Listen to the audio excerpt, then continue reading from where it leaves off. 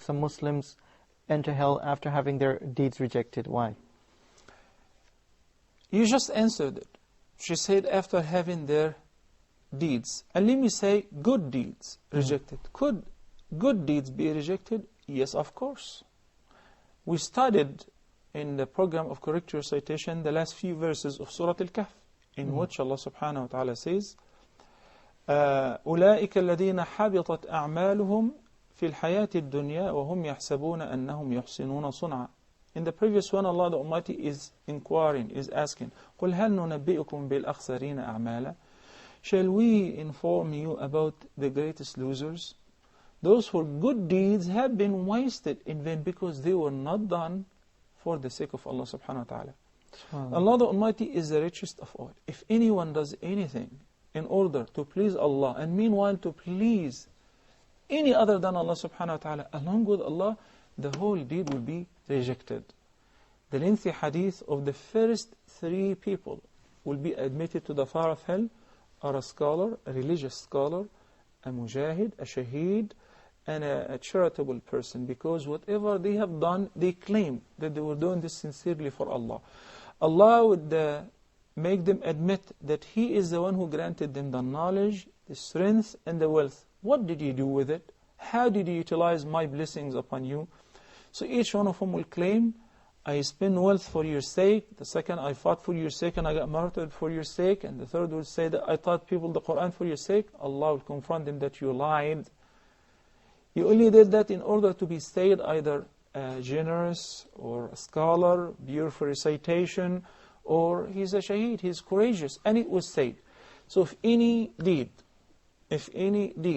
was done, not for the sake of Allah, or either for the sake of Allah, but joining others with Allah subhanahu wa ta'ala in order to please, the whole deed will be rejected and it will count as it did not take place. So when we come and weigh their good deeds and bad deeds, they don't have good deeds because it was done, their good deeds were done for other than Allah subhanahu wa ta'ala, and accordingly they deserve to enter fire as a result of that. There is another thing. It is true that Allah subhanahu wa ta'ala says, جَزَاءً بِمَا كَانُوا يَعْمَلُونَ, that we shall enter heaven as a result or compensation or a reward of what we used to do. But it doesn't mean that we simply enter heaven because of our good deeds.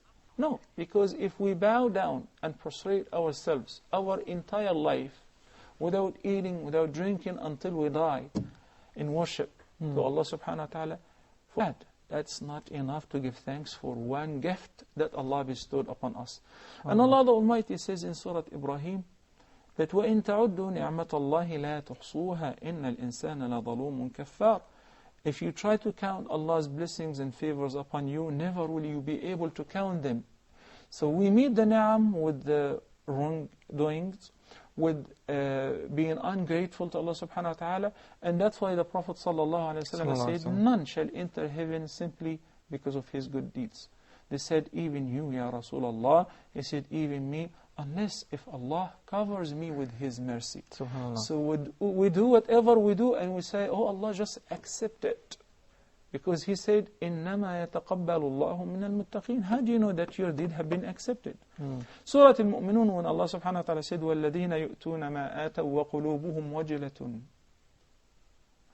At that Al-Mu'mineen Aisha radiallahu ta'ala anha inquired, she said, Ya Rasulullah, is it those who do good deeds but sometimes they steal, they drink, they commit adultery? He said, no. It refers to the good doers. They do whatever they do of good deeds and they're afraid that their righteous deeds might not be accepted. يُؤْتُونَ مَا آتَوا وَقُلُوبُهُمْ وَجِلَةٌ. They give whatever they give, they perform whatever they perform, while their hearts are shivering of fear, they're afraid. How do you know that your deeds have been accepted? So there are 2 things to keep in mind. Number 1, absolute sincerity in order to have your deeds accepted. Second, whenever you do it and you hope that Allah subhanahu wa ta'ala will accept it from you.